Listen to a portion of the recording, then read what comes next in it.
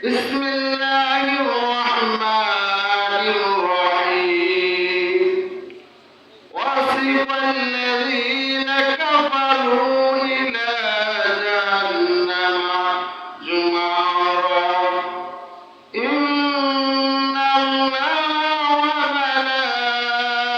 وملائكته يصلون على النبي يا أيها الذين آمنوا صلوا عليه وسلموا تسليما محمد درود إبراهيم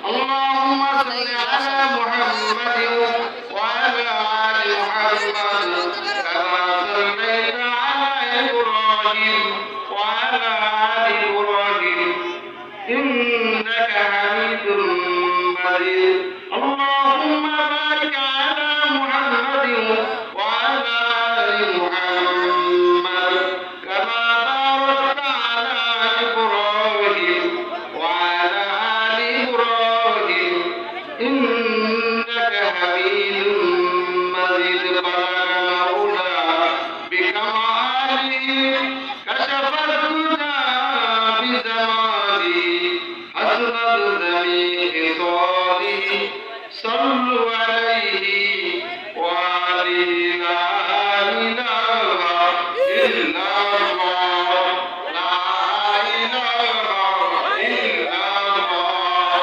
لا إله إلا الله ذكر করার সামনে আগা লা ইলাহা ইল্লাল্লাহ লা ইলাহা ইল্লাল্লাহ আসমানের মালিক সেই আল্লাহ জমির মালিক সেই আল্লাহ লা ইলাহা ইল্লাল্লাহ লা ইলাহা ইল্লাল্লাহ লা ইলাহা ইল্লাল্লাহ লা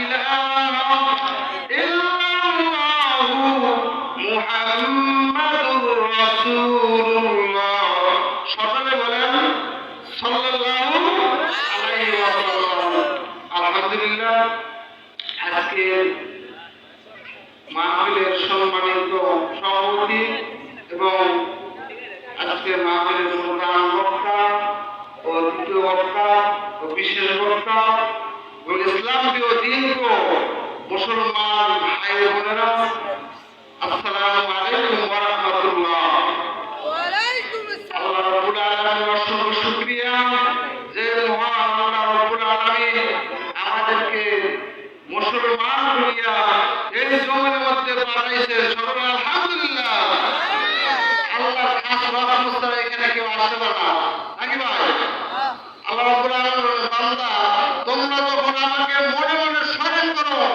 আমিও তোমাদেরকে মনে মনে স্মরণ করতে থাকি সুবহানাল্লাহ আর সভা সমাবেশে আমাকে যখন মিডিয়া স্মরণ করো তার চেয়েও ভালো সময় এবং ফেরেশতাদেরকে নিয়ে আমি আলোচনা করতে থাকি সুবহানাল্লাহ আমাদের এই সময়টুকু ব্যয় হয়েছে আল্লাহ রাব্বুল আলামিনের গুণগান করার কাজে হয়তো এই সময়টুকুর কারণে আল্লাহ রাব্বুল আলামিন আমাদেরকে ক্ষমা করে দিতে পারে পারে কিনা ভাইরা পারে তাবলীগ শব্দ অর্থ শুধু প্রচার করা ইসলামী পরিভাষায় আল্লাহর দ্বীনকে বিশ্ববাসীকে পরিচয় দেওয়াকে তাবলীগ বলে কথা ঠিক কিনা ভাইরা দীর্ঘদিন বৃষ্টি না হলে জমি শুকিয়ে যায় তাহলে বৃক্ষ তরুণতা কোনো কিছুই কথা না তদ্রূপ মাঝে মাঝে কোরআন হাদিসের কথা না শুনলে মানুষের হৃদয়টা কঠিন অন্ধকার হয়ে যায় কথা ঠিক কিনা এই জন্য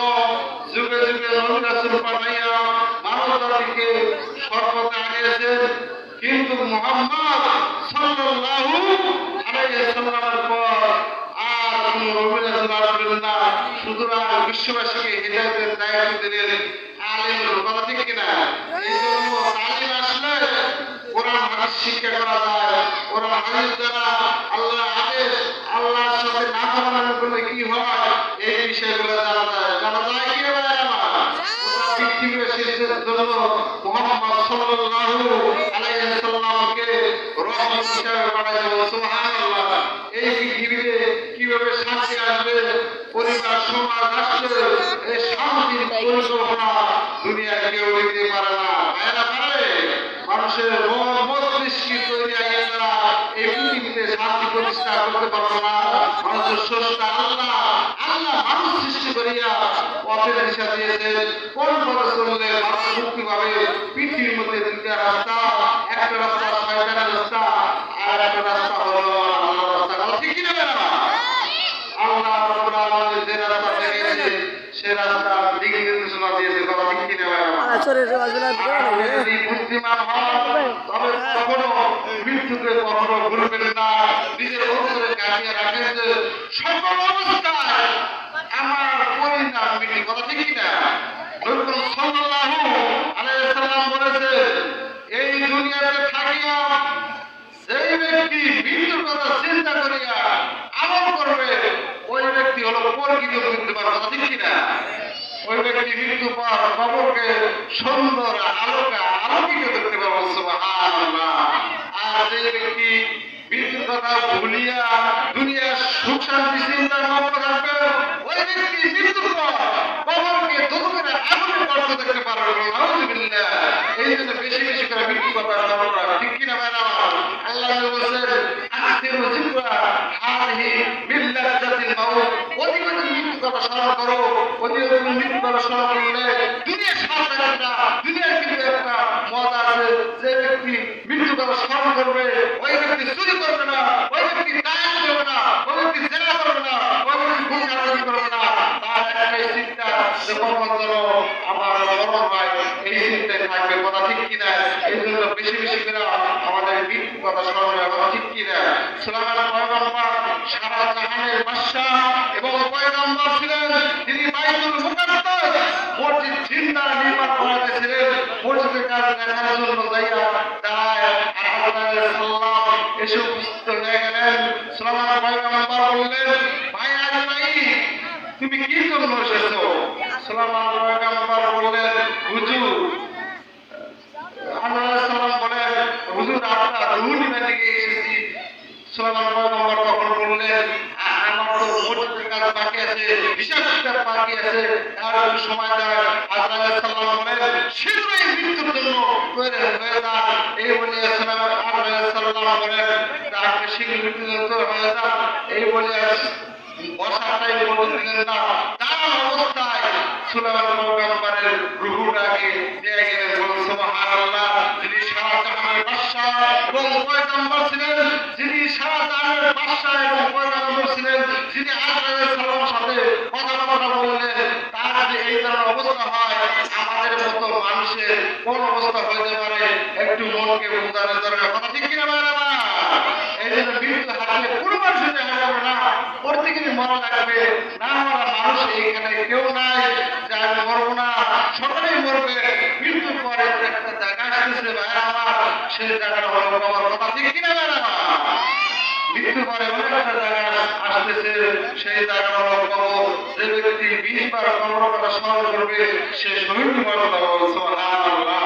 ফার্সি কবি বলেছে, আকার দানা পুরা আজমাল জুদাই সিরা আনতার খেয়ালি আশাই। আগে যদি জানতাম দুনিয়া আমার চেয়ে যুদ্ধ হয়ে যাবে তাহলে কি এ দুনিয়া তোর সাথে কি আমি দুস্তি করিতাম। আজকে আমাদের গুনাহ আছে, তোবা নাই। কথা ঠিক কিনা? উম্মত আছে, সুন্নাত নাই, বান্দা আছে, বন্দী নাই, ওয়াজ আছে, আমল নাই। যার গুনাহ ছিল না, যার খাতিরে আপনি আমি সৃষ্টি, তাম দুনিয়া সৃষ্টি, যিনি শুয়ে আছেন মদিনায় মুহাম্মদ সাল্লাল্লাহু আলাইহি সাল্লাম, নাম শুনলে সাল্লাল্লাহু আলাইহি সাল্লাম বলা লাগে, কিন্তু আমাদের সকলেই জানা আছে কিন্তু মারা নাই। কথা ঠিক কিনা? আজকে মুসলমান শুধু মুখে বললে হবে না, লেখা দিলে হবে না, কালেমা পড়লে হবে না। কালেমা কিন্তু হিন্দুরাও জানে, খ্রিস্টানরাও জানে, বৌদ্ধরাও জানে, হিন্দুরাও জানে, আমিও কালেমা জানি।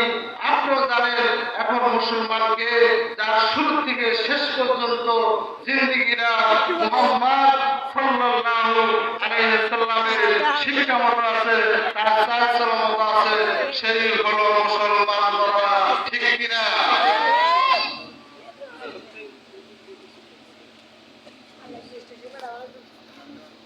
Right.